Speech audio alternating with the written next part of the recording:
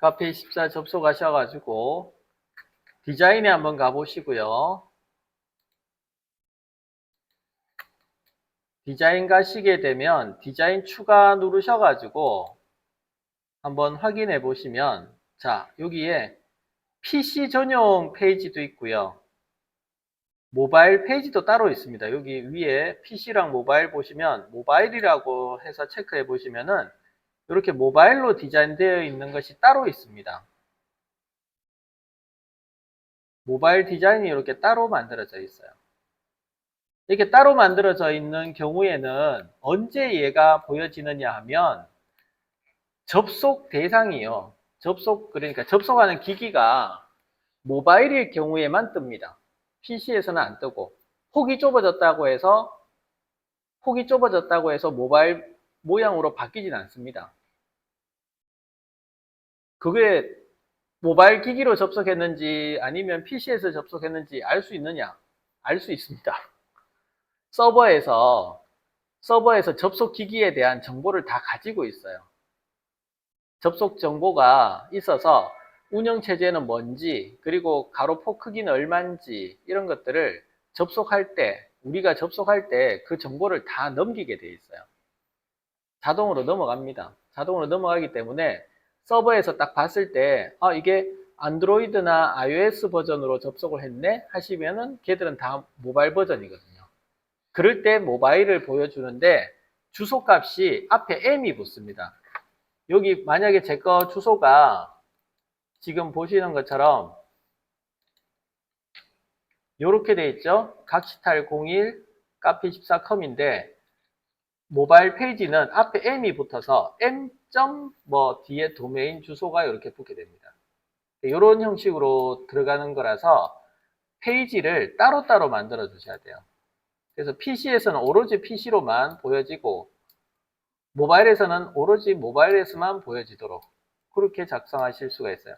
디자인할 땐 되게 편합니다. 그래서 뭐 가로폭 크기 이런 거 생각 안 하고 그냥 정확하게 PC에서 보이는 거, 예쁘게 보이는 걸로만 고정 크기를 잡아서 주면 끝이기 때문에 편한데, 반응형으로 가게 되면 그게 좀 힘들어지죠. 자, 그러면 반응형을 만들기 위해서는 여러분들 제일 먼저 하셔야 될 일이 있는데, 그게 뭐냐 하면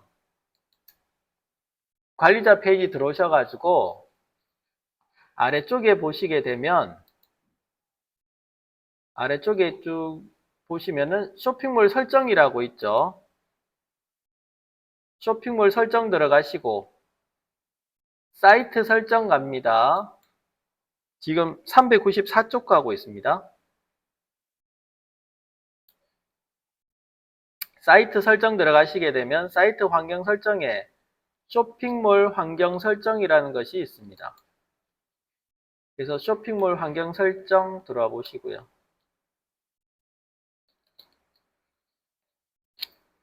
모바일에 가시게 되면 모바일 전용 디자인 사용 설정이라고 있어서 모바일 전용 디자인을 사용할 거냐 사용 안 할 거냐 이렇게 되어 있습니다.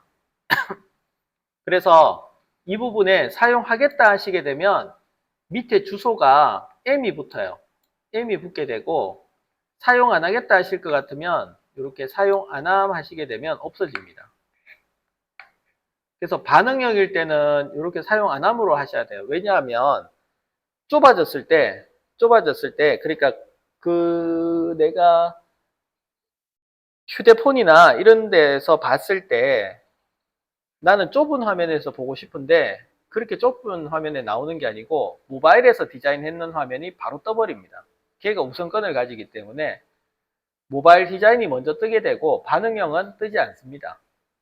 그래서 반응형으로 제작을 해야 되겠다 하실 때는 얘를 사용 안 함이라고 해 놓으셔야 돼요. 이게 가장 먼저 하실 일입니다. 그러면 반응형으로 하는 거랑 모바일 전용으로 하는 거랑 어떤 게 더 유리하냐 하면, 유리한 건 둘째고요. 쇼핑몰이니까 제일 중요한 게 상품을 팔아야 되잖아요. 상품을 팔 때 모바일 디자인으로 해 놓으시면 모바일 결제를 붙여야 돼요. 모바일 결제나 간편 결제를 붙여야 돼요. 모바일 디자인으로 가게 되면. PC는 카드 결제나 간편 결제를 붙여야 되고, 이해되시나요? 결제에서 달라요. 모바일과 PC랑 결제하는 게 달라요. 모듈이 달라요. 근데 아까 이야기 드렸다시피 간편 결제는 둘 다 나왔었죠. 그럼 반응형으로 하면 어떻게 되느냐? 반응형으로 하시면 PC에 있는 모듈을 그냥 그대로 씁니다. 그대로 쓰기 때문에 휴대폰 결제는 안 넣어도 돼요. 휴대폰 결제 안 넣고 그냥 간편 결제랑 뭐 카드 결제 이렇게 넣어주시면 돼요. 그럼 카드 결제 누르면 어떻게 되는데요? 카드 결제 누르면 PC에서 나오는 것처럼 카드 선택하라고 나오고, 그 다음에 카드 선택은 우리가 PC에서 할 때는 모바일에서 다시 카드 열어가지고 뭐 번호 넣고 뭐 이래 하잖아요. 그죠? 앱 카드를 쓰든 번호를 넣든 하게 되는데, 모바일에서 바로 적용합니다. 바로 적용하고 다시 쇼핑몰로 넘어가도록 돼 있어요. 휴대폰 결제하고 나면. 그래서 요즘은 뭐 카드 결제해도, 같은 기기에서 카드 결제해도 상관없도록 그렇게 만들어 놨습니다, 모듈을. 그래서 뭐 반응형 쓰셔도 아무 상관없다는 거.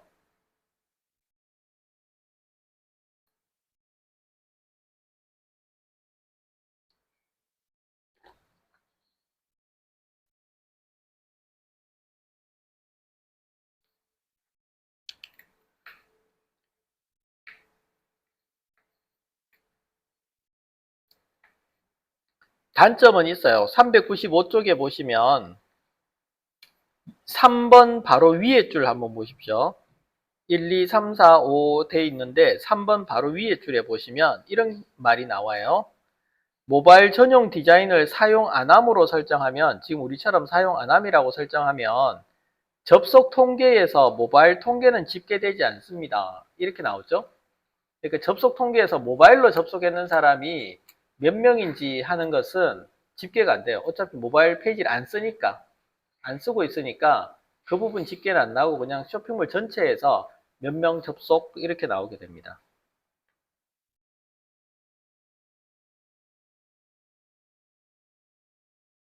그래서 모바일 디자인 하기라고 뭐 이렇게 돼서 나오는데, 이거 따로 필요가 없고요. 우리는 필요가 없고 PC에서 있는 것을 그냥 그대로 쓰시면 되고, 그 다음에 상세 내용이나 이런 거 바꾸는 것만 한번 같이 보도록 할게요.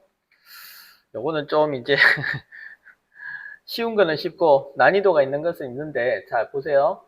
제가 아까 보여드렸던 페이지 보시면, 이 페이지, 제가 페이지 보시면은 상품을 여러 가지로 갖다 놨는데, 자 좁혔을 때, 자 보시면은 이 좁혔을 때 보시면 처음에는 이 화면, 첫 번째 스마트 디자인, 스마트 디자인의 화면 나오나요?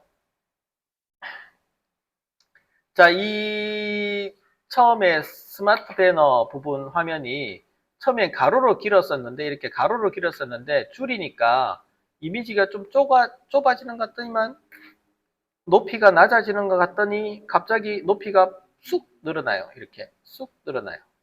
자, 이렇게 늘어나는 것은 왜 늘어나느냐 하면, 관리자 페이지 가보시면 디자인 갑니다. 관리자 페이지 디자인 가셔서 디자인 편집 들어가 보시면은, 디자인 편집 들어가셔서 스마트 배너 선택해 주시게 되면, 스마트 배너 선택해 주시게 되면, 자 여기에 스마트 배너 영역에 여러분들이 정해 놓은 게 있어요. 여기 보시면 PC로는 1920에 800 사이즈로, 모바일에서는 800에서 1200 사이즈로 세로로 길게 만들었습니다. 그래서 가로폭이 좁아지는 형태, 모바일에서 보여진다는 정도로 좁아지는 형태에서는 세로로 긴 이미지가 보여지는 거죠. 그래서 두 개 등록했잖아요. PC용 따로 등록하고, 자 이렇게 PC용 따로 등록하고 모바일용 따로 등록하고, 그죠? 그래서 화면이 좁아졌을 때는 밑에 있는 것이 적용이 되는 거예요.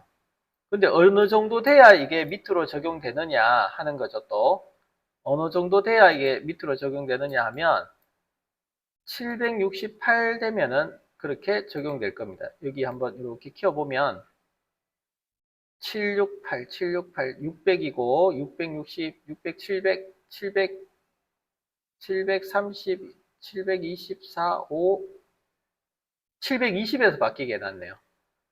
가로폭이 720 픽셀에서 모바일과 PC용으로 이렇게 바뀌도록 해놨습니다. 그래서 768 정도 되면 우리가 작은 모바일 크기가 그렇게 보여지게 되는데 태블릿도 구형 태블릿은 768이거든요. 가로 크 폭이. 요즘은 좀 요즘 나오는 거는 해상도 높아서 PC랑 거의 맞먹는데 얼마 전에 나온 것만 하더라도 가로폭이 1024 또는 768 이렇게 됐었어요. 그러다 보니까 그거보다 조금 작은 760 픽셀로 모바일이라고 이렇게 정의를 해놨습니다. 그래서 720 픽셀이 보다 작아지게 되면 이렇게 작아지게 되면 모바일용 그림이 나오도록 처리를 해놨습니다. 이렇게. 그래서 720이라는 거 알아두시고요. 720 기준이다 알아두시면 되겠고, 그 다음 밑에 또 내려가셔서, 자, 이 배너, 밑에 배너도 보죠. 아래쪽에 배너 보시면은, 자, 이 배너예요. 아래쪽에 원스톱이라고 하는 이 배너 부분 보시면, 이미지와 텍스트 갤러리라고 되어 있는데, 이 크기가 변하지 않았습니다. 이미지 크기는 밑에 여기 보시면은, 396에 240이라고 이렇게 권장 사이즈 되어 있지만 우리는 크기를 마음대로 이렇게 500, 500 뭐 이런 식으로 정해서 만들었습니다. 만들어서 넣었는데 이 부분 스타일을 바꿔서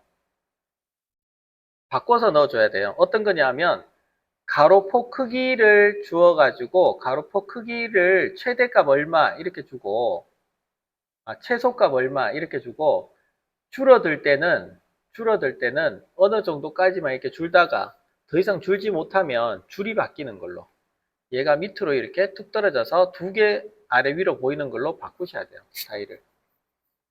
이건 좀 어려우니까 조금 이따 보고요. 그 다음 밑에 상품 보십시오. 상품은 보시면은 여기에 나와 있어요. 지금 아까 여기 상품 바로 밑에 상품 보시면 아이고 가로로 두 개 나왔습니다. 아래 밑에 보시면 가로로 이렇게 두 개 나와져 있습니다. 두 개. 두 개 나와져 있는데 이거 어떻게 설정했느냐 하면 밑에 상품에서 이 부분이 있습니다. 일반 4단형이라고 해서 PC 4열, 모바일 2열 또는 모바일 1열, 2열 있죠, 그죠? 여기에 모바일이 몇 열이라는 거 이걸로 지정하는 겁니다. 선택해 주시면은 이지 모드에서 PC는 3열이고 모바일은 1열이고 또는 PC가 4열이고 모바일 2열, PC 5열에 모바일 2열 이런 식으로 정해놨습니다. 정해놓으니까 여기서 그냥 내가 한 개로 한 줄로 보고 싶다 하시게 되면 1열이라고 정해놓으시면 돼요. 이렇게 1열이라고 바꾸시면 지금 바꿨거든요. 자, 여기서 세로 고침 이렇게 해볼게요. 세로 고침을 해보시게 되면은 한 개로 나오죠. 이렇게 지금 이렇게 한 개로 나와집니다. 그래서 메인 상품 분류 첫 번째 나오는 여기 여러분들 이지 모드에서 첫 번째 나오는 메인 상품 분류 선택해 보시고 레이아웃을 바꿔버리면 됩니다. 레이아웃을 바꿔버리면 이렇게 상품이 PC에서는 3열로 모바일에서는 1열로 나와집니다. 나머지도 마찬가지겠죠? 밑에 나오는 상품군에서 선택해 보시게 되면 위에 레이아웃에서 5단 3열이 있습니다. 5단 3열. 5단 3열 해 놓으시면 PC에서는 5칸, 모바일에서는 3칸. 밑에 또 내려가시게 되면 밑에 부분도 마찬가지. 베스트 아이템이라서 3열, 3열, 1열 뭐 이렇게 잡혀져 있습니다. 자, 여러분들 PC 열으셔가지고 요 페이지 바뀌는지 행이 바뀌는지 레이아웃 한번 바꿔보시죠. 레이아웃에서 바꾸시면 돼요.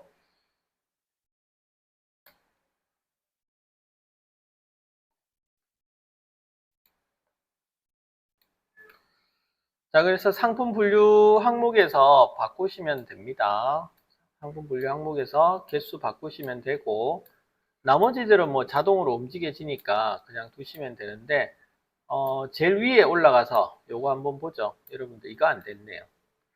자, 이것도 위에 움직이는 거 이렇게 옆으로 움직이는 것도 한번 설정해 보고요. 여러분들이 옆으로 안 움직이죠. 요거 어떻게 설정하는지 한번 보고, 그 다음 밑에 것도 크기 조정을 해 보도록 합시다. 자, 먼저 위에 움직이는 것은 한 개만 수정하시면 옆으로 움직여집니다. 이거는.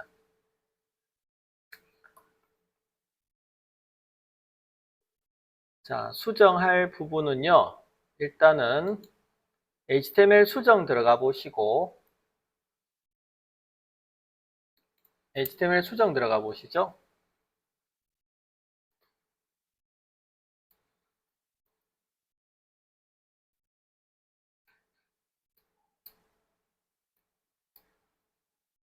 HTML 수정 들어가시게 되면 쇼핑몰 메인이라고 하는 페이지를 만나게 될 거고, 그 메인의 네 번째 줄 보시면 스마트 배너라고 하는 부분이 있습니다.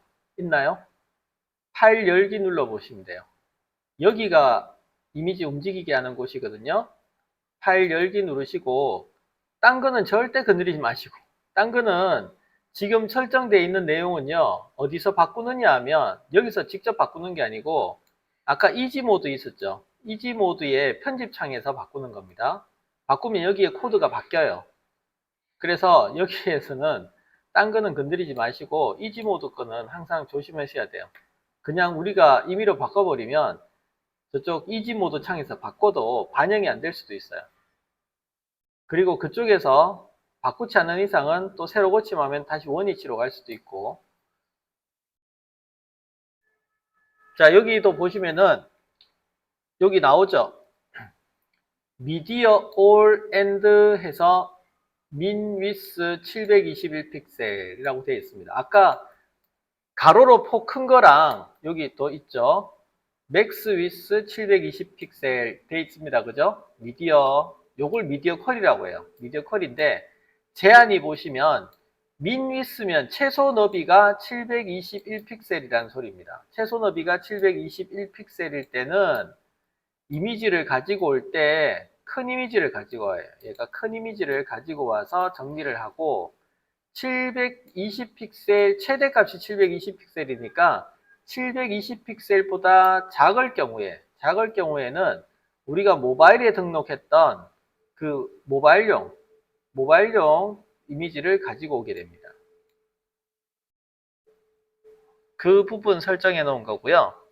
그 다음 밑에 보시면 27번행에 보시게 되면 27번행에 보시게 되면 여기에 슬라이드 움직임에 대한 설정 값들이 들어있고 28번행부터는 이미지가 들어가게 됩니다. li를 통해서 이미지가 들어가게 되는데 이미지에 보시면은 이렇게 가로포 크기랑 그 다음에 이미지의 주소값 나와 있습니다. 뒤쪽에 쭉 이어져서 나와요. 이렇게 쭉 이어져서 이미지의 주소값까지 나와 있습니다.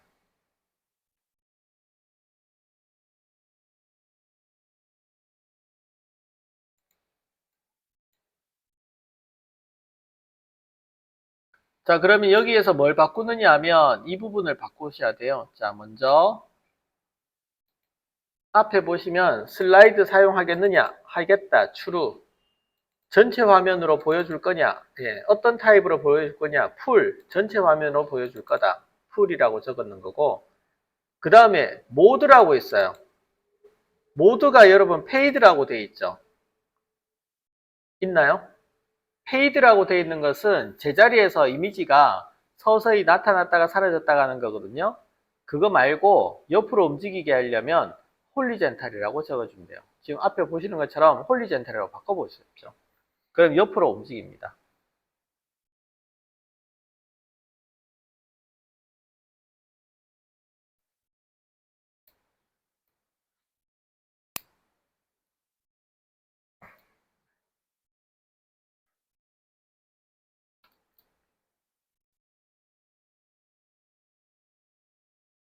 그리고 바꿔놓고 보시면 확인 한번 해보시면은 이미지가 1번에서 2번으로 바뀌고 2번에서 3번으로 바뀌고 3번에서 다시 1번으로 바뀌려고 할 때 역방향으로 막 빨리 슉 지나갔다가 다시 돌아오고 역방향으로 막 갔다가 다시 돌아오고 이렇게 되죠. 맞나요? 그렇게 된 이유는 얘 때문에 그래요. 데이터 민 슬라이드라고 해서 최소 한 장을 보여주라고 돼 있고 옆에 맥스 슬라이드라고 해서 최대 10장까지 보여주라고 돼 있는데 여러분 10장으로 10이라고 적혀 있죠. 그죠? 10을 1로 바꿔보세요. 10을 1로 바꾸시면 한 장 단위로 보여집니다. 그러면 이제는 같은 방향으로만 계속 바뀔 겁니다.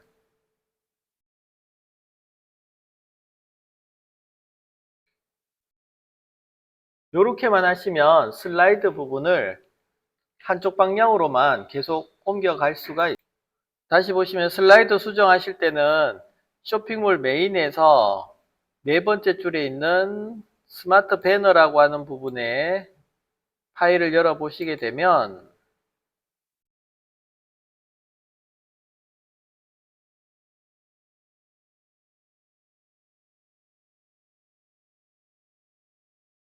여기에서 27번행에 있는 옵션을 조정해서 바꿔주시면 된다는 거고요. 딴 거는 손대지 마십시오. 딴 거는 손대지 마시고 만약에 모바일로 이렇게 축소돼서 보여지는 이미지가 720에서 너무 빨리 바뀐다 싶으시면 이 값을 조정하시면 돼요.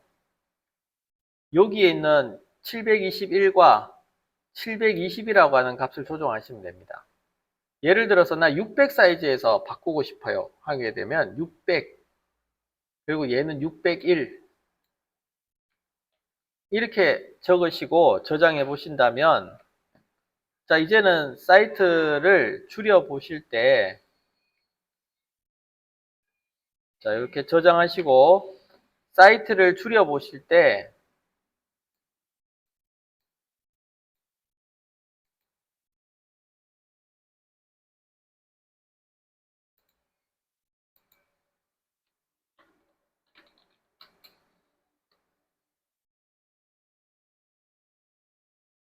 자, 지금 보시면은 줄여 보겠습니다.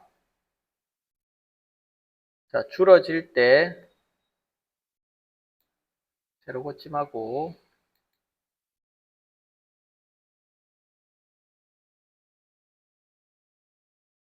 이 사이즈가 얼마인지는 검사창 열어서 확인해 보시면 돼요. 그럼 이렇게 움직일 때 얘들이 이렇게 바뀝니다.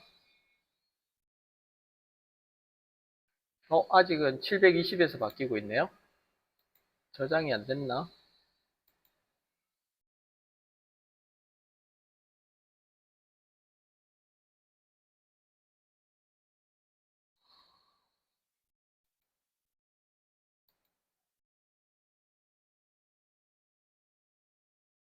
네, 이제 됐죠. 720에서도 가로로 놓여졌다가 600이 딱 들어오게 되면 500에서 이렇게 섰고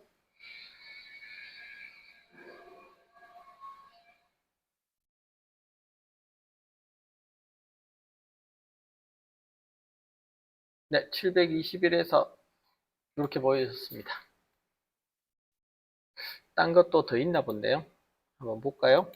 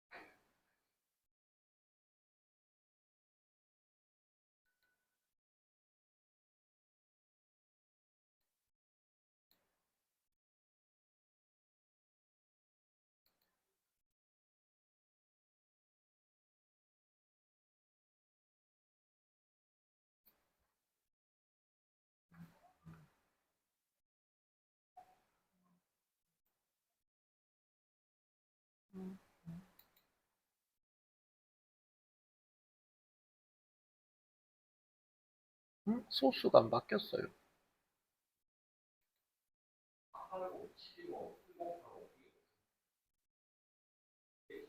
네? 웹브라우저의 가로폭 크기죠. 가로폭이 최대 크기가 1920이고요. 1920 픽셀이 보여지는 게 최고 크기고, 그 다음에 720은 가로폭이 이렇게 줄어들어서 720 픽셀, 480은 더 줄어서 480 픽셀.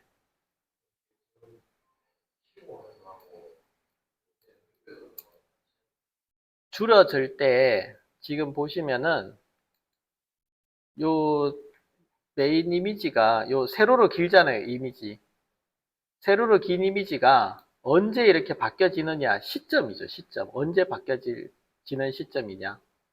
지금 이 가로로 긴 것이 유지되고 있다가 세로로 좁아질 때, 세로로 이렇게 좁아졌을 때 크게 바뀌잖아요. 요 시점이 언제냐는 거죠. 시점이 지금 720으로 설정해 놔서 세팅이 되어 있어서 720으로 이렇게 바뀌어지는데, 이렇게 720으로 바뀌어지는데, 내가 600으로 해 놓으면은 720에서 이때도 안 바뀌어지고 있다가 700 떨어지고 600에서 이렇게 600 됐을 때 길어지고 좁아지고 이렇게 바뀐다는 거죠.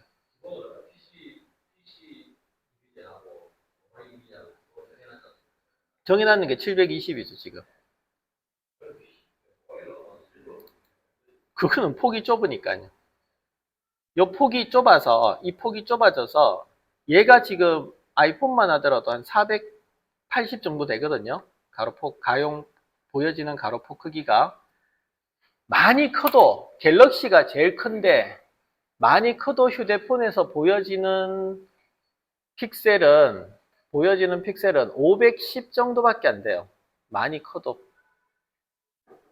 그러면 되게 해상도 낮은 거 아닌가 하는데 그렇지는 않은 것이 또 그 픽셀 수는 굉장히 높아요. 또 서로가 갤럭시도 그렇고 아이폰도 그렇고 픽셀 수는 굉장히 높은 반면에 보여지는 게 480 정도로 보여지고 그 다음에 또 뭐 510 정도로 보여지게 되는 거죠. 그래 되면은 어떤 현상이 나타나느냐 하면 아주 작은 글씨도 뭐가 뭔지 선명하게 구분이 돼요. 조밀하게 픽셀이 더 많이 모여져 있으니까 획 구분을 하기 위해서 빈칸이나 획이나 삐침이나 이런 것들을 아주 정교하게 표현을 할 수 있기 때문에 작은 글씨도 또렷하게 보여집니다.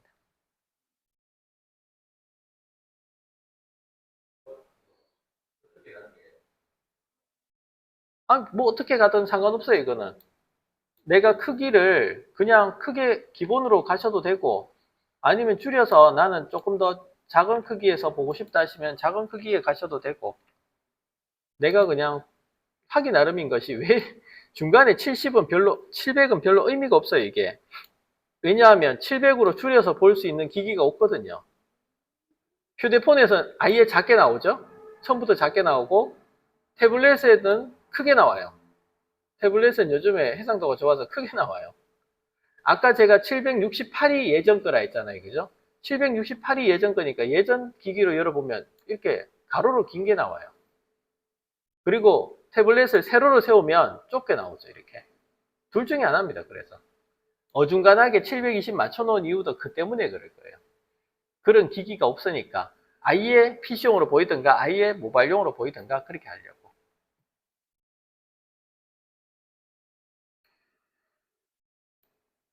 다음 밑에 있는 이거 로고.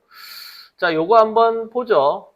요게 지금 석 장이 있어야 되는데 두 장밖에 제가 지금 없어요. 석 장이 있어야 되는데. 여러분 석 장 있나요? 세 개 놓여져 있어요? 두 개 있나요? 한 개 있나요?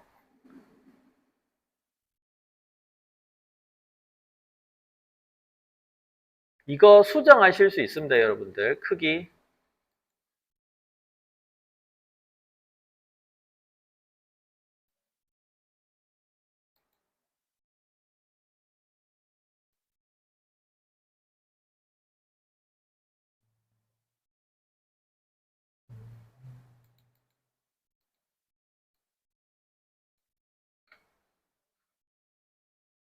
자, 이게 두 개, 이렇게 나오는 게 두 개고, 좀 전에 보여졌던 게 세 개고,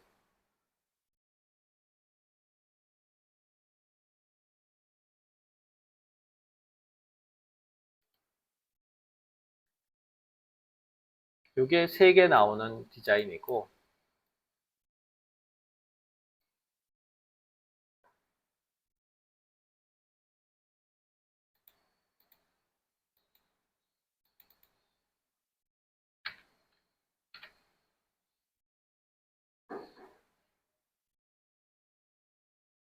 이렇게 세 개 나와야 되는데, 세 개가 안 나와서,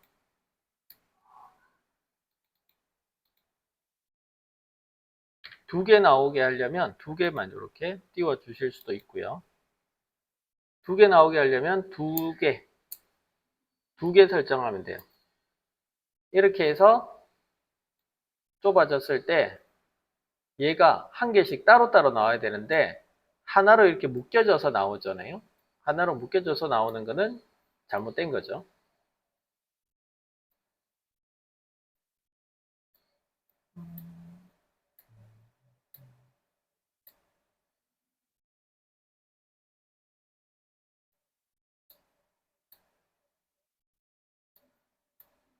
여러분 여기 갤러리에 몇 개 나오나요?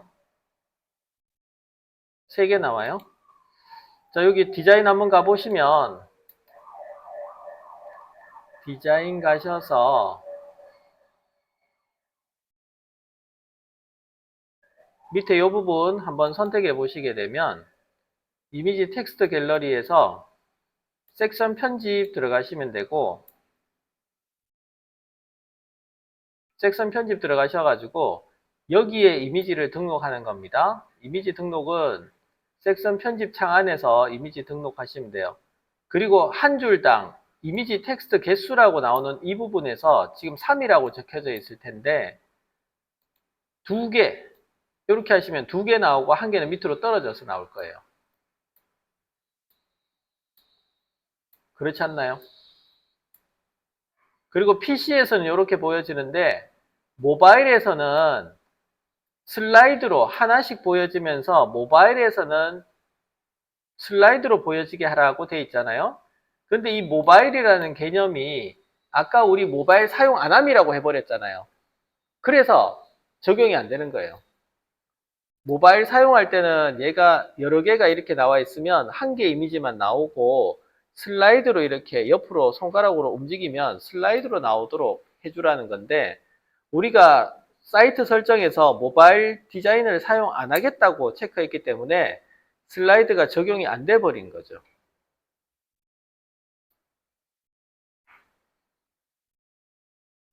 사용 안 함이라고 해버리시면 사용 안 함이라고 해버리시면은 이 모바일 부분이 사용이 안 돼 버립니다. 이제.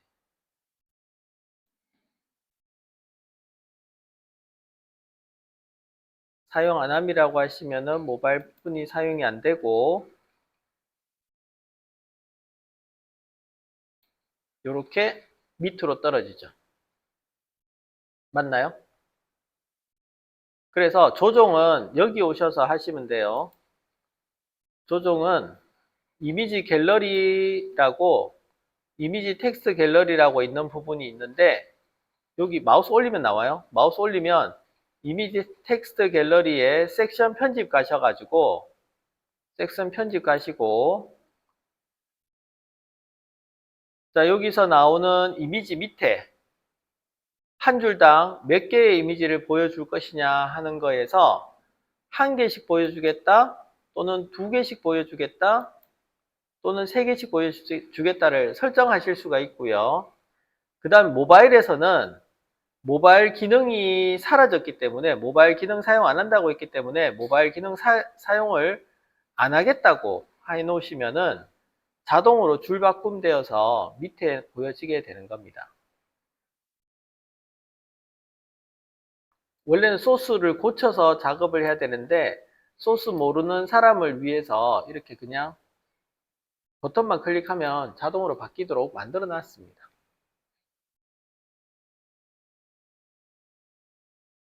그래서 배너 이미지를 지정하실 때는 모바일 사용 안 하겠다고 지정하고 이미지 등록해 주시면 되겠습니다. 한 줄에다가 배너 다 보여주고 싶으면 2개, 3개, 4개, 5개까지 되나? 이렇게 됩니다. 그래서 5개까지 한 줄에 보여줄 수가 있습니다.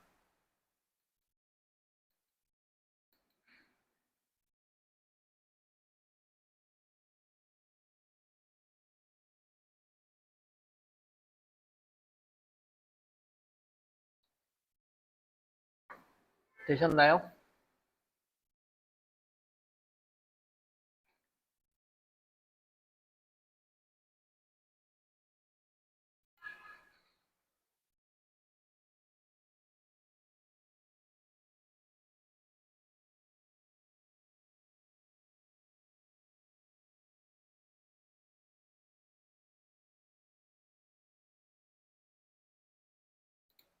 반응형으로 하시게 되면 PC 화면에서만 디자인 바꾸시고 내용 바꿔주시면 모바일에서도 똑같이 보여지고 있기 때문에 크게 신경 안 쓰셔도 되는 부분입니다. 근데 디자인 하실 때 PC 따로 모바일 따로 하시게 되면 PC를 디자인 하시고 모바일도 따로 또 그림 크기랑 맞춰 가지고 디자인 하셔야 되고 그렇게 진행을 하셔야 되고,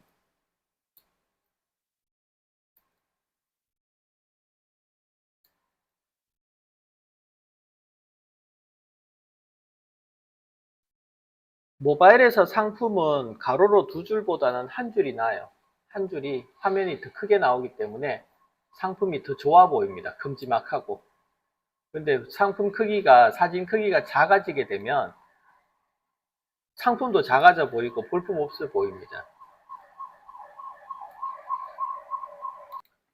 우리가 블로그 글을 적게 되면은 일단은 포스팅할 거리가 없어서, 그죠? 그 다음에 포스팅할 거리가 있어도 말 주변이 없어서, 글재주가 없어서, 뭐 여러 가지 조건에 의해서 글 적기가 참 힘들어 하는데, 그래서 포스팅할 때 보통 1시간, 많게는 3시간 이렇게 걸린단 말이죠. 그러다 보면은 너무 시간이 아까워서 블로그 포스팅을 안 하게 돼요. 오전반에 한 분은 블로그 지금 팔고 있는 물건을 최적화시키는 방법이 블로그에서 판매하는 게 제일 좋긴 한데 블로그를 운영을 안 하는 거예요. 그렇다고 지금 이제 키워드를 잡아서 광고를 하자니 광고 비용이 너무 많이 들고, 근데 블로그는 키워드를, 대표 키워드를 잡아도 많이 쓰면 쓸수록 노출이 잘 되잖아요. 키워드 검색 광고는 대표 키워드를 쓰면 쓸수록 돈이 많이 들지만, 그래서 두 가지를 다 만족하려면 일단은 블로그를 포스팅을 해야 되는데, 아까도 이야기 드렸던 것처럼 블로그 포스팅 하려면 여러 가지 글쓰기가 잘 안 돼서 어려워하는데, AI가 자동으로 글 써주는 방법을 알아봅니다. 지금 하려고 하는 내용은 제가 그 위에다가 노션에다가 올려 놓을게요.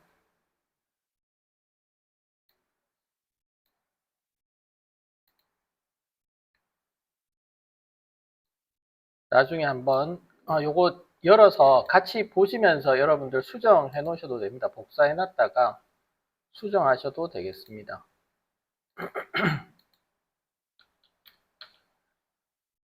글 내용을 전체 복사하셔가 여러분들 노션에 붙여 놓고 필요한 거 있으면 바꿔서 적어가면서 작업하셔도 됩니다.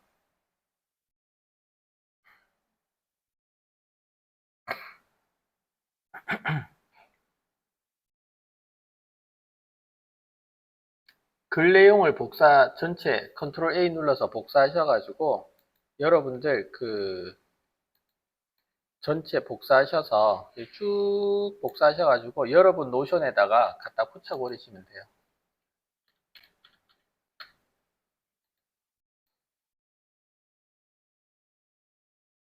바깥쪽에서 드래그 쭉 하시게 되면 글 내용 전체 복사하실 수 있고, 제목은 직접 적으셔야 되고,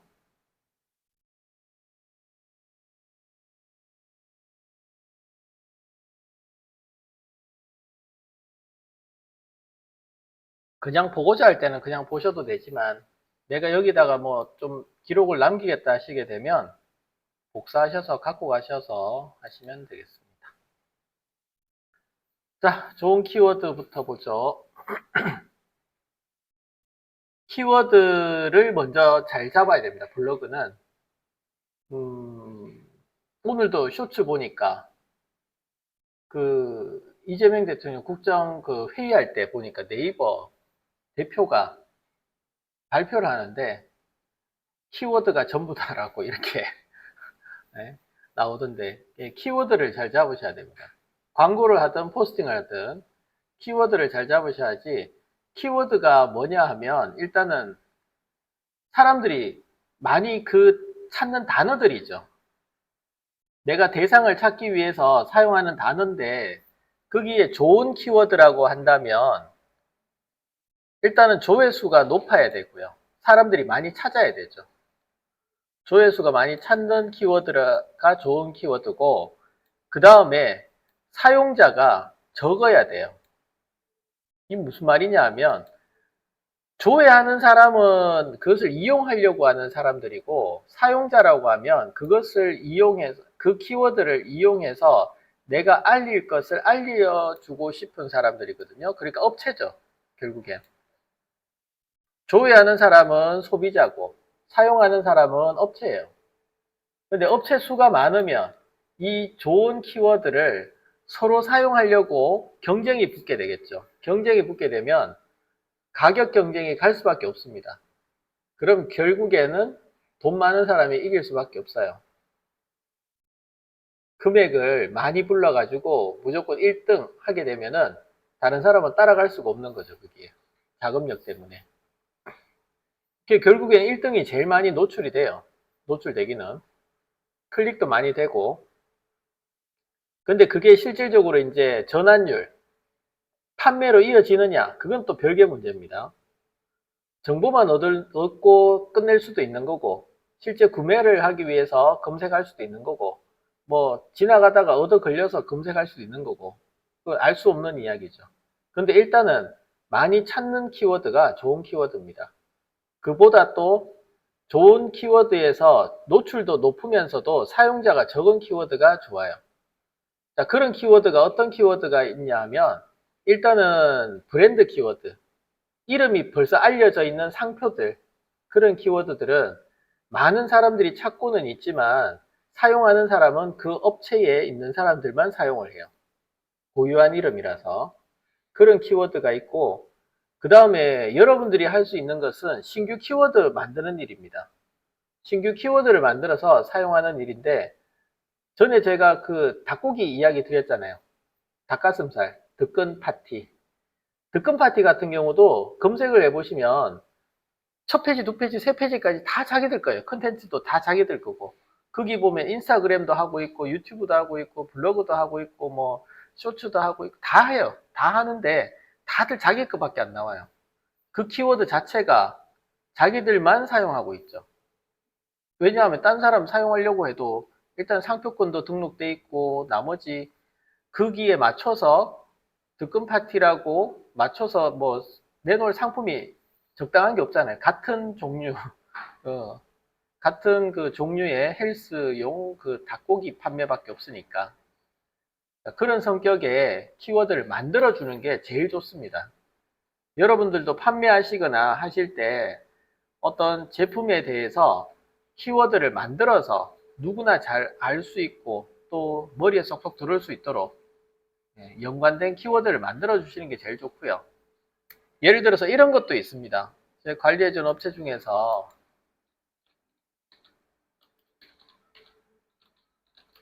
데크픽스라고 하는 단어가 있거든요. 이렇게 데크픽스라고 하는 단어인데 딱 들었을 때 어떤 느낌이 오세요? 이거는 데크픽스.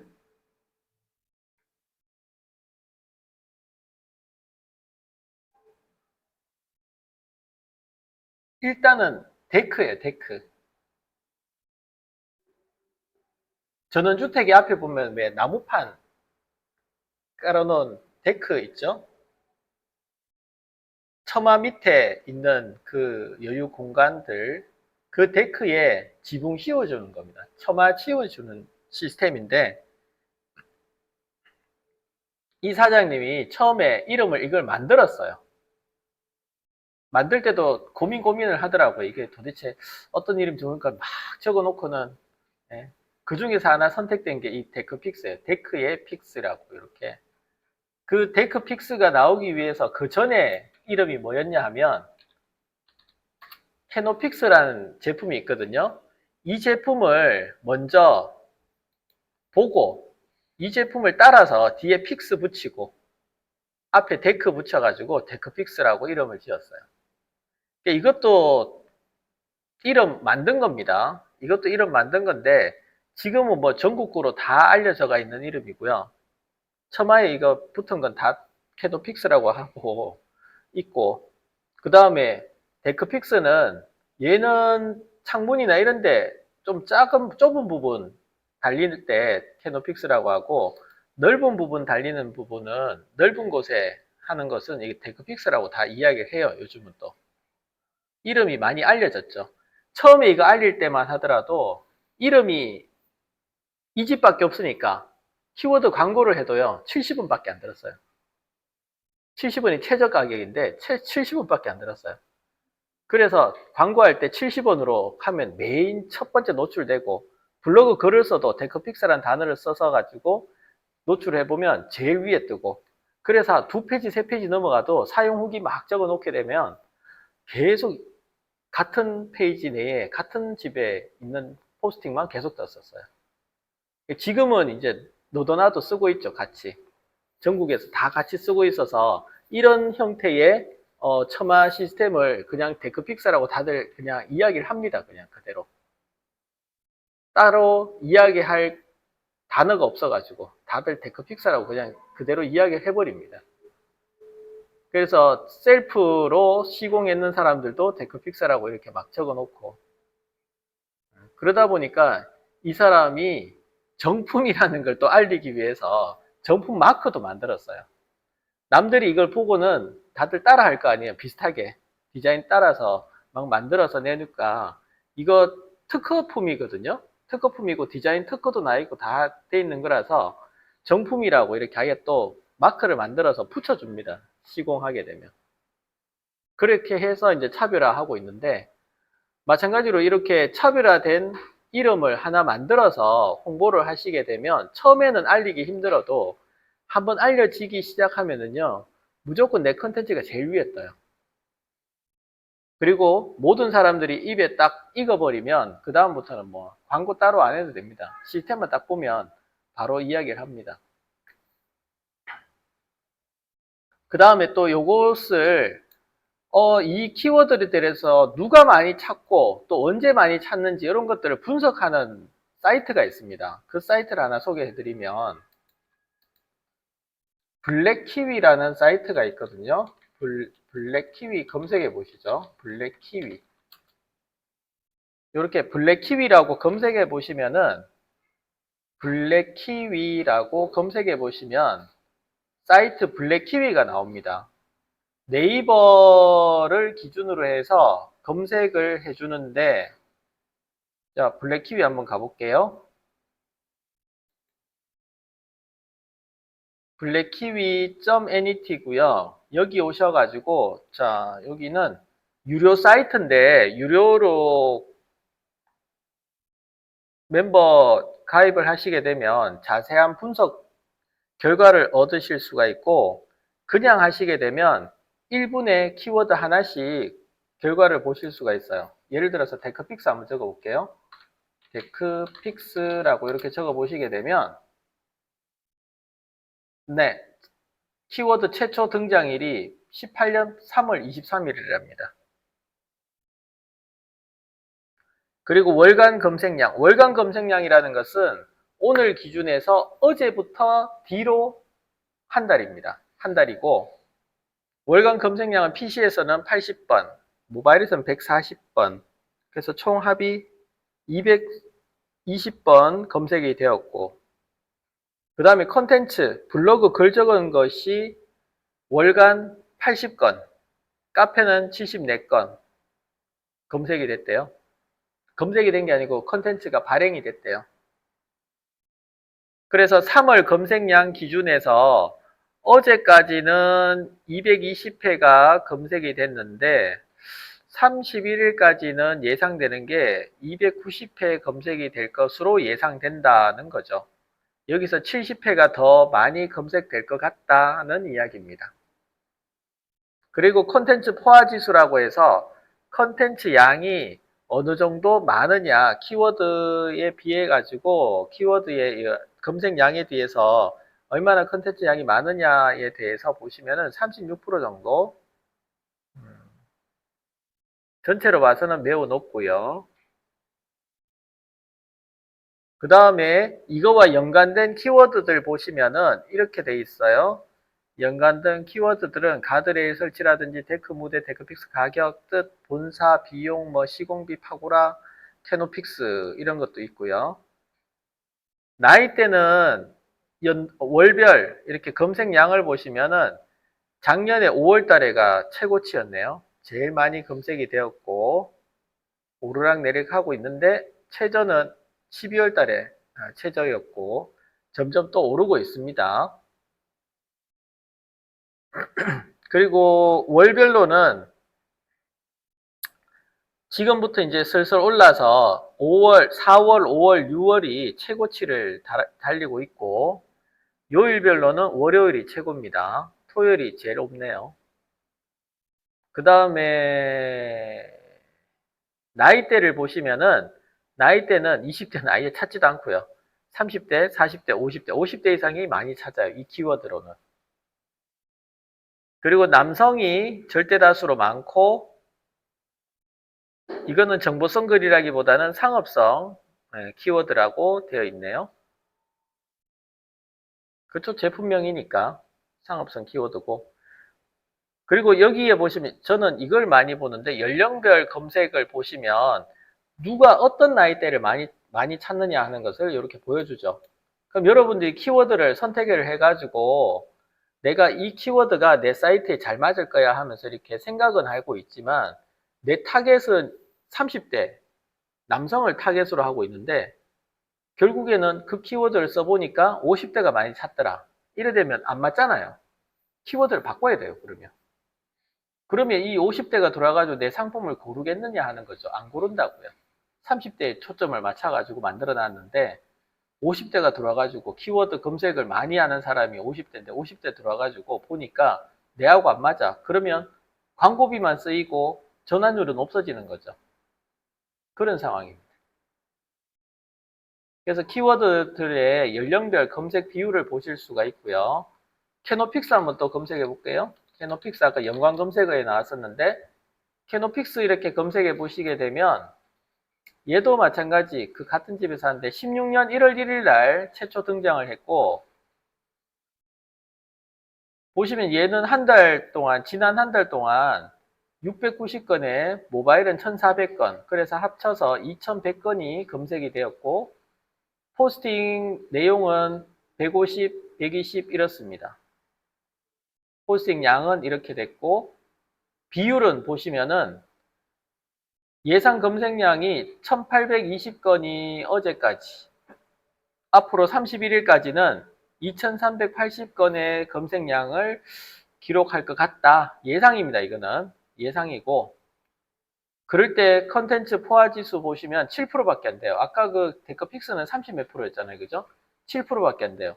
근데 왜 그러냐 하면 이 캐노픽스라고 하는 이 단어에 대해서 블로그 포스팅 하는 사람은 대구 캐노픽스밖에 없거든요. 다른 집은 블로그 잘 운영 안 해요. 요즘만 제가 관리해주는 업체인데 요즘만 블로그 되게 많이 써요. 그리고 유튜브도 많이 만들고 시공하는 장면이나 이런 것도 많이 하고 사진도 많이 올리고 그래요. 나머지도 마찬가지 다 비슷한 내용들입니다. 다 이거 키워드 관리하고 있는 키워드들입니다. 그러다 보니까 연관 키워드에 나오는데 특히 대구 캐노픽스가 여기 월간 검색량에서 많이 뜨죠. 광고비도 굉장히 많이 듭니다. 여기 이 집에. 키워드 검색 광고를 하기 때문에 키워드 검색 광고가 뭐 한 달에 몇백 쓰입니다. 자, 여기도 마찬가지 밑에 내려가 보시면은 7월에 제일 많네요. 7월에 햇빛 가림으로 많이 써서 7월에 제일 많고 나이대 보시면은 역시 50대가 제일 많습니다. 여기는 20대도 조금 있죠. 20대도 조금 있고 50대가 그래도 제일 많습니다. 역시 남성이 많고 상업성 키워드고요.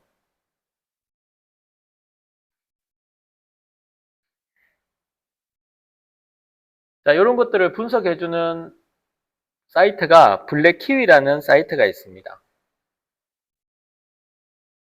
참고로 하시고 내가 키워드를 만들었을 때 이 키워드들에 대해서 비교 검색을 하실 수가 있고 그 다음 이 블랙키위를 유료로 사용하시게 되면 여러분들이 선택한 키워드들에 대해서 기간별로 특정 카테고리 데이터를 다운받으실 수가 있는데 그거는 우리가 지금 안 되니까 요 부분은 넘어가도록 하고요. 요거는 그대로 따라서 하시면 되는 거고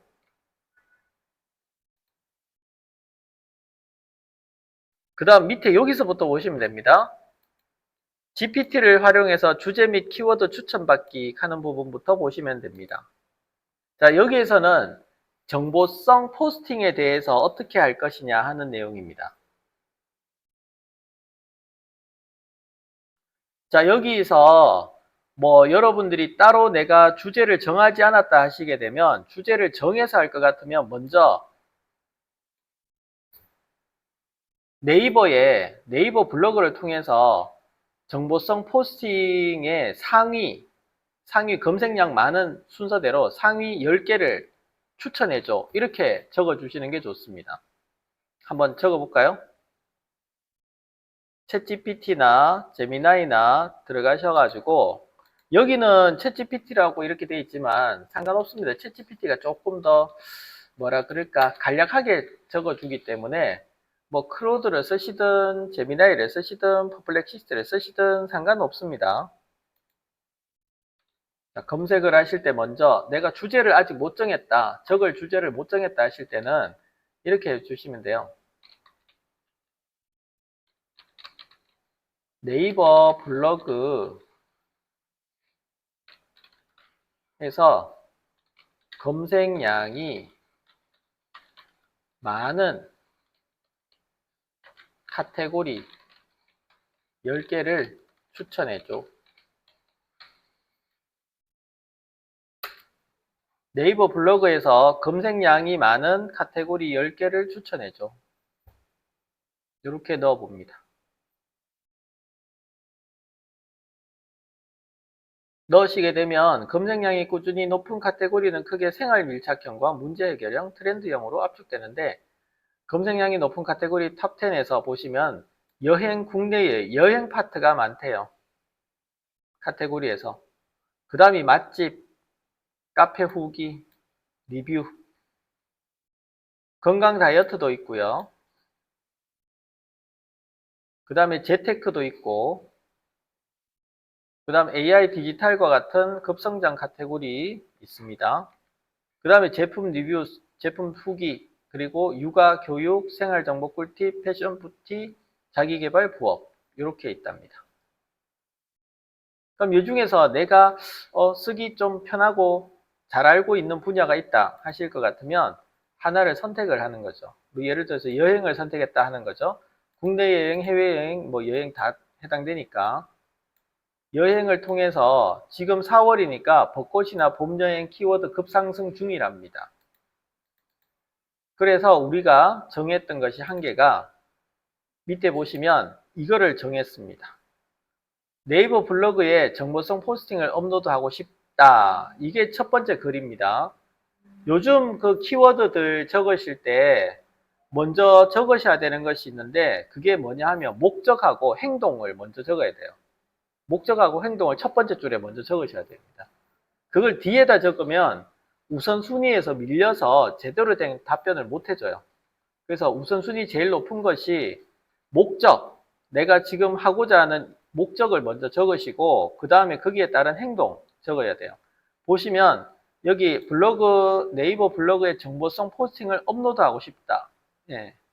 업로드하고 싶은데 어쩌라고. 사실은 요 앞에 이걸 넣어야 돼요. 한국 여행 블로그에 담기 좋은 주제의 정보성 키워드를 30개 추천해줘. 이게 목적이죠. 정보성 키워드 30개를 추천해줘.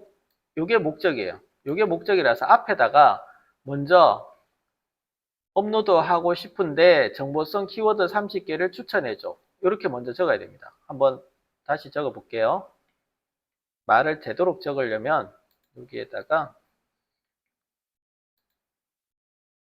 먼저 목적을 이렇게 먼저 이야기를 합니다. 정보성 키워드를 30개 추천해줘. 이렇게 놓고 네이버 블로그에 정보성 업로드를 하고 싶다. 그 다음에 첫 번째 주제는요. 한국 여행하지 마시고 대구 여행으로 해봅시다. 대구 여행이다. 두 번째는 4월 달에 대구 여행 블로그에 담기 좋은 주제의 정보를 추천해줘. 정보성 키워드를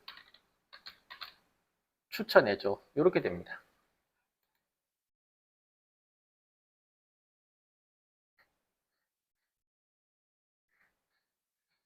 여기서 한 번 더 언급해 주셔도 돼요. 30개 추천해 달라는 것을 키워드를 30개 추천해줘. 이렇게 한 번 더 언급하셔도 됩니다. 그래서 목적을 먼저 이렇게 적으시고 그 다음에 자기 행동 적어주고 동사 부분 적어주시고 그 다음에 내용들 작업할 내용을 이렇게 적어줍니다. 뭐 작업을 이런 식으로 시켜도 됩니다. 첫 번째가 이렇게요. 네이버 블로그를 검색해. 검색하는데 시간을 주죠. 최근 2년간의 대구 여행 관련 글을 검색해. 검색을 하고 그 다음 두 번째가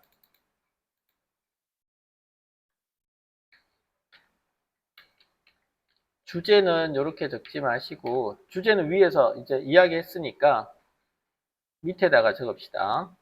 여행 관련 검색해. 그리고 검색한 블로그 글에 대해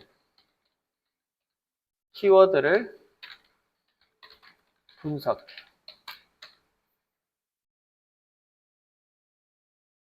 키워드를 분석해. 대구 여행 관련 글을 검색을 하고요. 대구 여행 관련 검색을 하고 검색한 블로그의 글에 대해서 키워드를 분석해 달라고 합니다. 그리고 4월 달에 대구 여행 블로그에 담아내기 좋은 주제의 정보성 키워드를 30개 추천해 달라고 해요. 이렇게 해봅니다. 자, 얘를 복사하셔가지고 한번 넣어 볼게요. 저기 뭐지 챗GPT에도 넣어 보시고 제미나이도 한번 넣어 보시고 제미나이에도 한번 넣어 보시고요. 그 다음에 퍼플렉시티라고 하는데도 한번 넣어 보시고 퍼플렉시티에도 한번 넣어 보시고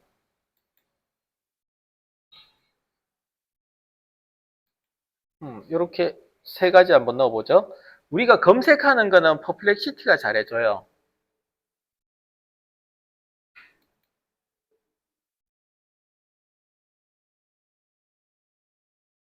유료로 쓰면 좋아요.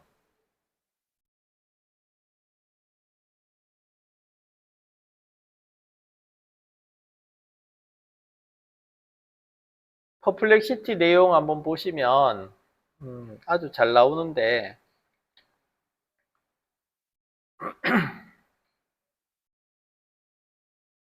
보시면 여행 블로그 최근 2년의 흐름을 보면 정보성 포스팅에서 많이 반복되는 축은 벚꽃, 4월 봄 여행, 그리고 당일치기 1박 2일 코스, 서문시장 막창 같은 먹거리, 근대 골목, 청라언덕 같은 도심 역사 코스, 이월드, 수성못, 팔공산 같은 대표 명소 정리되고, 네이버 블로그 검색 결과에서도 24년, 26년 사이에 대구 여행거는 이런 주제가 꾸준히 강했고, 특히 4월은 벚꽃과 봄꽃 중심의 키워드가 매우 많이 보였다. 그래서 최근 2년간 보인 키워드 흐름 보시면은 뭐 블로그 관련 글 대신해서 대구 여행보다 더 구체적으로 조합을 많이 작성됐다. 대구 여행이라고 안 적고 대구 여행보다 더 구체적으로 제목을 적었대요.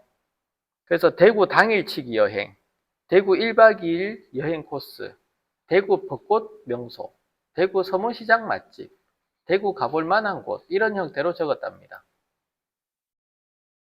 그래서 4월 키워드 추천 30개를 해줬는데 추천 키워드는 대구 4월 여행, 대구 가볼 만한 곳, 뭐 쓰기 좋은 주제는 옆에 적혀있네요. 또 대구 명소, 개화 시기, 벚꽃 절정, 봄 여행, 벚꽃 축제, 꽃 구경, 당일치기, 1박 2일 여행 뭐 이렇게 쭉 있습니다.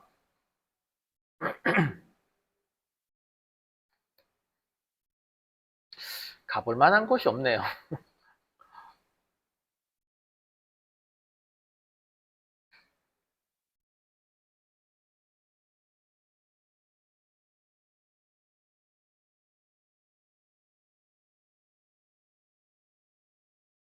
4월에 특히 잘 맞는 주제는 개화 시기, 절정 시기, 명소, 당일치기 코스 같은 방식이 좋대요. 자, 이렇게 됐고 글감 제목으로는 대구 4월 당일치기 여행 코스, 벚꽃 명소와 서문시장 먹거리까지 뭐 이렇게 추천까지도 해줬네요. 자, 우리는 지금 키워드만 보면 돼요. 키워드만 보면 되고 그 다음 또 챗GPT 같은 경우 보시면은 봄꽃 중심으로 벚꽃, 겹벚꽃, 튤립 이렇게 나와져 있고요. 아, 이건 너무 간단해서 이런 식으로 설명이 되게 간략하게 되어 있습니다. 비슷하게는 나옵니다. 그죠?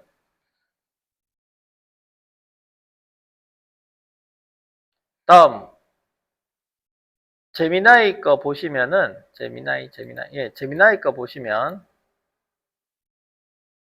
24년에서 26년 분석 결과 이렇게 해서 나왔는데 30선에서 겹벚꽃 명소, 옥연지 송해공원, 수성못 벚꽃 엔딩, 드라이브 코스, 수목원 피크닉, 금호강 하중도, 이월드 블라썸 피크닉, 앞산공원 전망대, 가창 헐티제, 불로동 고분군 축제로는 양령시 한방문화축제, 서문신 야간개장, 이월드 트랩 뭐 문화재 야행 시티투어 버스 뭐 이런 게 있답니다. 쭉 있어서 30개를 만들어 줬네요. 자, 이 중에서 여러분들이 이제 요거는 내 한번 써보고 싶다 하는 게 있으면 선택하는 거죠. 5개를 선택을 하는 거예요. 5개를 선택하셔가지고 어디에다 넣어주냐 하면 네이버에 키워드 검색 광고 있죠. 네이버 검색 광고 한번 가볼까요?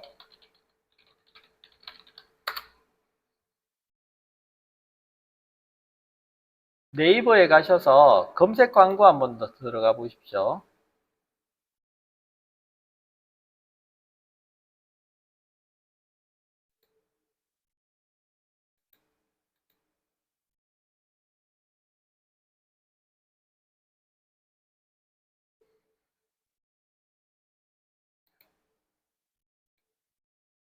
네, 네이버 검색 광고 들어가셔가지고 로그인을 하시고 키워드 도구를 찾습니다. 검색 광고 플랫폼에 가셔서 검색 광고 플랫폼에 가시면 도구에 보시면 키워드 도구가 있어요. 즉 위에 도구라고 하는 메뉴에 가보시면은 키워드 도구가 있거든요. 키워드 도구를 여셔서 키워드 적는란에다가 여러분들이 검색했던 것 중에서 아까 여기 검색했던 내용들 중에서 나는 이거 한번 써보고 싶다 하는 거 있잖아요. 그죠? 그 부분을 이렇게 복사를 하셔가지고 여기에다가 집어넣어요. 관계된 한 5가지 정도 집어넣도록 합시다.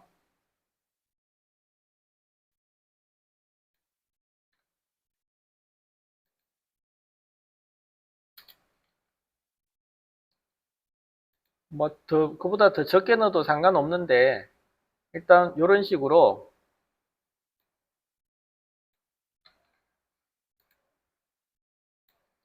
뭐가 검색이 많이 될지 모르기 때문에 그래요. 한 3개만 넣었습니다, 지금. 3개만 넣고, 조회하기를 눌러 보시게 되면, 여기와 관련된 연관 키워드들을 보여줍니다.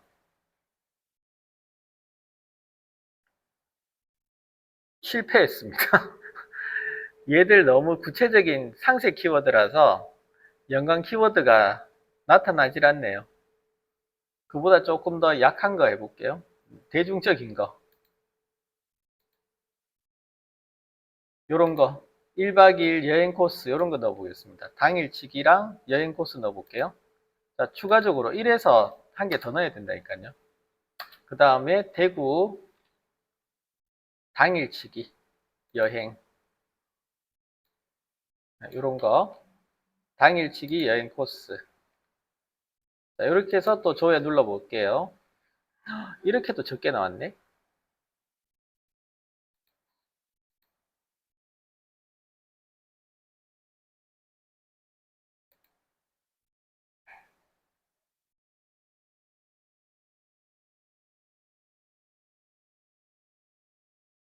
그냥 대구 봄여행이라고 적어보겠습니다.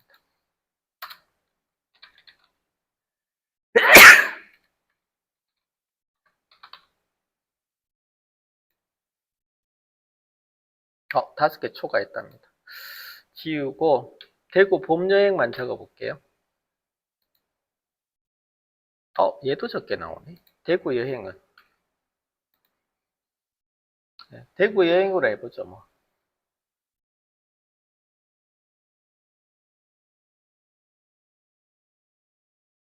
아까처럼 대구 1박 2일 여행 코스, 대구 뭐 당일치기 여행 코스 이런 제목으로 포스팅 하시게 되면 여러분들께 제일 위에 떠오를 수 있어요. 근데 문제는 조회수가 너무 적다는 거죠. 한 달 내도록 해도 20번밖에 조회 안 되는데 뭐 이틀에 한 번꼴로만 조회됐다는 이야기잖아요. 자, 이렇게 대구 여행 코스라고 대구 여행이라고 조회해서 넣었는데 넣으시고 나서 이게 밑에 보시면 엄청나게 많은 연관 키워드들이 있습니다. 지금 한 600개 정도 이렇게 나왔는데 최대 1000개까지도 출력이 됩니다.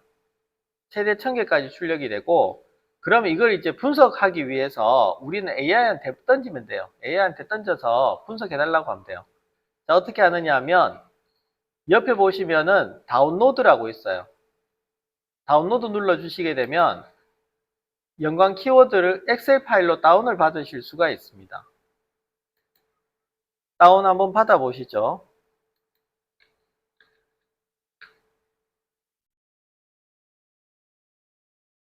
다운 받으시고 다운 받았던 파일을 이제 자 다운 받았던 파일을 파일 첨부를 해서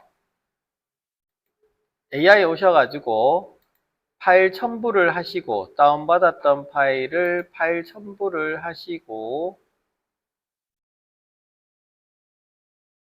네, 연관 키워드 파일 첨부를 하시고 그 노션에 들어가 있는 프롬프트 있습니다. 이거는 뭐 어떻게 적었냐 하면 자 여기 데이터 분석하는 GPTs가 있는데 그 GPTs를 여시고 파일을 첨부하신 다음에 아래에 있는 요 포스팅 해놨던 이 부분을 넣어주시면 되는데, 자 보세요. 어떤 내용이냐면 네이버 블로그에 대구 여행 주제로 정보성 포스팅을 작성할 예정이다. 목표가 이거죠. 월간 검색 수가 PC와 모바일 합산해서 1000번 이하인 키워드는 제외해달라. 검색량이 적은 건 제외해주고, 정보성 포스팅 가치를 높이기 위해서 남은 키워드들을 3개씩 묶어서 그룹핑해달라. 그룹핑하는 방법은 같은 지역이나 동일한 주제들을 같이 묶어서 그룹을 만들어서 그룹 이름으로 내달라는 거고요. 그 다음에 여기 보시면은, 그 다음에 이제 절차들, 연관된 절차들 보시면은, 먼저 대구에 관련된 키워드 수집하고, 데이터 준비하고, 필터링이 1000개 이하 남는 것만 정리하고, 그 다음에 그룹 만들고, 그룹 만들 때 키워드들은 어떤 키워드들을 쓰고 어떤 내용으로 포스팅하면 좋을지 코멘트 해주고, 그 다음에 이런 식으로 적어 달라고, 이렇게 키워드를 주는 겁니다. 프롬프트를 주는 거고요. 아까도 보셨지만 이렇게 1, 2, 3, 4 해가지고 간략하게 일할 순서대로 이렇게 적어 주시는 게 좋습니다. 자, 그래서 이 부분을 넣을 때 어디다 넣느냐 하면 GPT에다 넣긴 하는데, 데이터 분석을 해주는 GPT가 있어요. 어딨냐 하면, 자 여기 GPT 들어가 보시면요, 데이터 분석만 해주는 GPT가 GPTs라고 GPT 탐색이 있습니다. 탐색.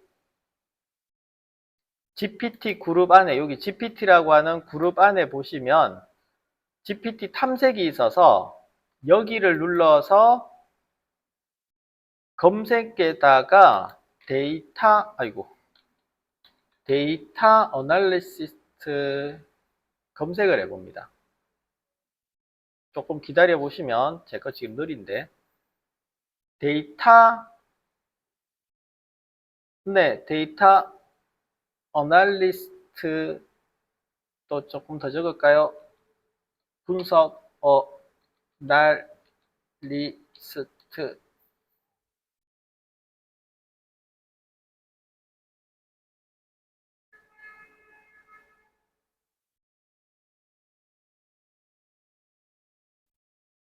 네, 이렇게 하시게 되면 위에 챗GPT에서 데이터 분석하는 작성자가 챗GPT인 거 있어요. 다른 거는 외부 사람들이 다 했는 거고, 요것만 까만색 아이콘 나오는 얘만 작성자 보시면 챗GPT 작성자 돼 있는 거 있죠? 얘를 여셔서 채팅 시작 눌러주시면 돼요. 채팅 시작 누르시고, 여기에다가 아까 엑셀 파일 연관 키워드 있죠? 연관 키워드 넣어주시고, 그 다음 프롬프트 넣어주시면 돼요. 붙여넣기 하셔서 실행하시게 되면 찾아줍니다.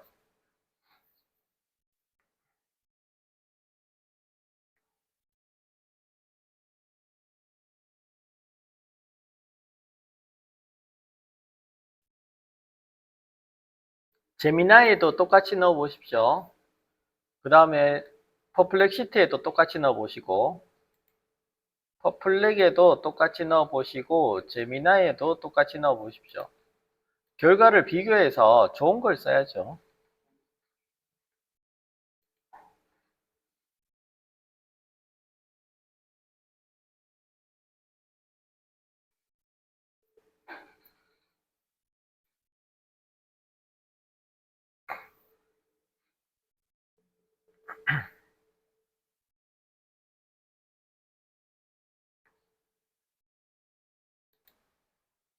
포스팅 내용 만드셔가지고 블로그에다가 한번 올려보시고, 사진은 여러분들 찍으셨던 사진 또는 무료로 다운받으셔서 사용하시고, AI로 만들어서 사용하지 마시고, AI로 만들면 아무래도 딱 보면은 느낌이 다르죠.